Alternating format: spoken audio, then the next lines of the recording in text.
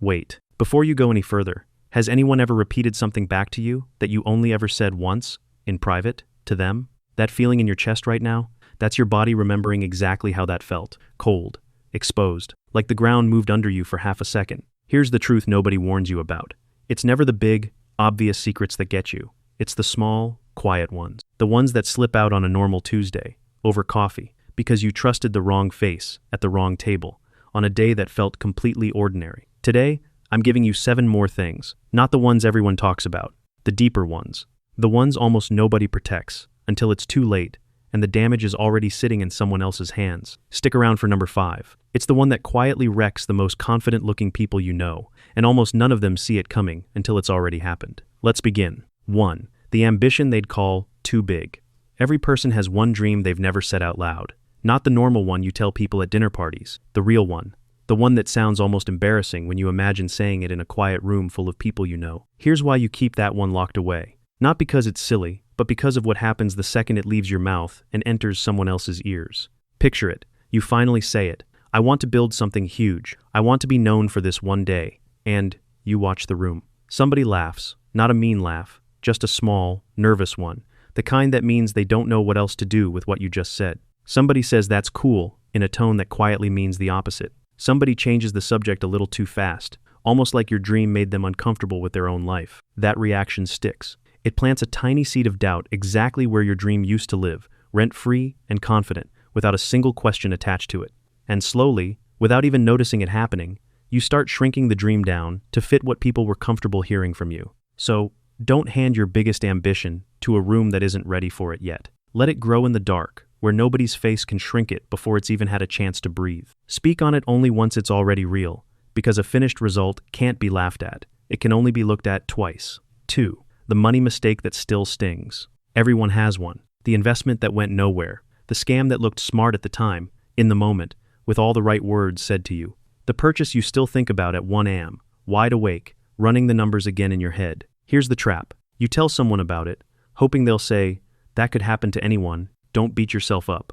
And sometimes they do say exactly that. But more often, they quietly file it away as proof, real evidence, that your judgment can't fully be trusted going forward. Months later, you bring up a new idea, a new plan, a new direction for your life, and suddenly there's a hesitation in their voice that wasn't there before. Are you sure? Remember what happened last time? They're not trying to be cruel about it. They just can't unsee the mistake anymore. It quietly became the lens they now view every one of your future decisions through, whether they mean to or not. That's the real cost of oversharing a financial mistake. It's not the money you lost that hurts you twice. It's the trust people quietly stop giving your judgment, forever, all because you handed them the one story that made it easy to start doubting you. Learn from it privately, fix your approach quietly, but you don't owe anyone the receipts of how you got there. 3. Your role in a falling out. This one's uncomfortable, so stay with me for a second. When a friendship or relationship ends badly, everybody wants to tell the story to anyone who'll listen. But most people only ever tell half of it, the half where they're the victim and nothing else. Here's what almost nobody admits, even to themselves, in the quietest moments. In most falling outs, both people did something wrong. You said something sharp you didn't need to say. You went quiet when you should have spoken up honestly. You made a choice, even a small one, that made things worse than they needed to be. If you share that part, your part, with the wrong person, they don't hear, "I'm working on becoming better." They hear ammunition, stored away for later use. Later, in a completely different argument about something unrelated, that same honest confession gets thrown back at you, twisted, stripped of all its context, used to prove you're the problem in every relationship you've ever had. Owning your part in something is genuinely powerful, but it belongs in therapy, in journaling, in quiet reflection, with someone who's actually earned deep trust over time, not in casual conversation with people who are simply collecting stories about you for later. Growth is private work, done mostly alone. Don't let anyone turn your accountability into their evidence against you. 4. Your plan to leave a bad situation, a bad job that drains you every single day, a toxic friend group you've outgrown, a living situation that's quietly wearing you down. You're not out yet, but somewhere in your mind, you're already planning your exit. Here's the mistake almost everyone makes. They tell people before they're actually gone. And the second word gets out that you're leaving, everything around you starts to shift. People start treating you differently, almost overnight. Some pull away early, like you've already left the building in their mind. Others try hard to talk you out of it, sometimes because they genuinely care about you, but often because your leaving quietly threatens their own comfort and routine. And if it's a workplace, word travels faster than you think, and suddenly, you're the one being managed out before you even managed your own exit properly. An exit plan only really works if you control the timing of it completely. The moment someone else knows, they control it instead of you. So build your way out quietly, one step at a time. Save quietly, apply quietly, in the background. Line up your next move in total silence, with no announcements along the way. Then leave clean, on your own terms, with zero warning shots fired in advance to anyone. 5. The fear that you'll be found out. Here's the one almost nobody says out loud, even the most successful people you personally know. That quiet fear that one day, someone's going to realize you don't actually know as much as everyone thinks you do, that you got lucky more than once, that you're one bad moment away from everyone finally seeing the real you underneath the confident version they've been watching all this time. It's called imposter feelings, and it is way more common than most people are ever willing to admit. But here's exactly why you guard it so closely. The moment you confess that fear to the wrong person, they don't quietly file it away as honesty. They see it as confirmation of something they suspected. Every future win you get after that, a small voice in the back of their head goes, "Yeah, but remember, even he admitted he doesn't really know what he's doing." Your success gets quietly discounted in their mind forever, all because you handed them the doubt yourself, freely, in a moment of honesty. That fear is completely normal. It doesn't mean you're a fraud. It usually means you care deeply about doing things right. Talk about it openly with someone actually qualified to help you work through it properly. Don't hand it over to people who will just remember it later, as your one true weak point. 6. The beliefs you've outgrown. You're not the same person you were 5 years ago, and you know it. Your opinions have changed. Your values have quietly shifted underneath you.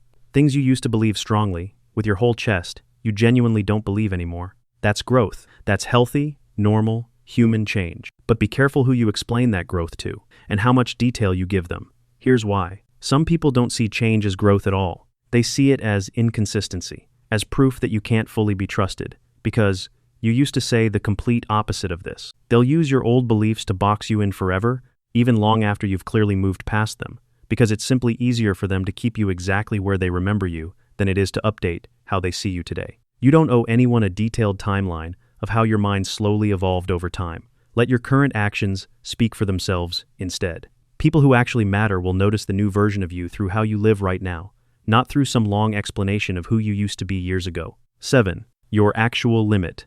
This is the deepest one on this list. The exact line that, if someone crosses it, means you walk away for good, no matter who they are to you. Parent, partner, best friend. It doesn't matter one bit. Most people never say this limit out loud, and that's exactly right, whether they realize it or not. Because the second you tell someone your precise breaking point, out loud, in detail, you've handed them a manual for how to handle you. Now they know exactly, precisely, how far they can push before real consequences finally happen. And some people, whether they realize it consciously or not, will quietly test that edge just to see if you truly meant it. Your limits work best as something people slowly discover through your actions over time, not something they've simply memorized from your words in one conversation. When you walk away calmly, without a big speech, without a dramatic warning shot fired first, that's the moment people actually believe you meant it, fully. Announced limits get tested repeatedly. Demonstrated limits get respected instantly, without question. Know your line clearly, in your own mind. Don't publish it out loud to the room. Just quietly hold it, and let people learn it the hard way if they have to. So there they are. The dream too big to say out loud. The money mistake that still stings a little. Your honest part in the falling out. Your quiet exit plan from a bad situation. The fear of being found out one day. The beliefs you've fully outgrown. And the one line nobody's allowed to cross, no matter who they are.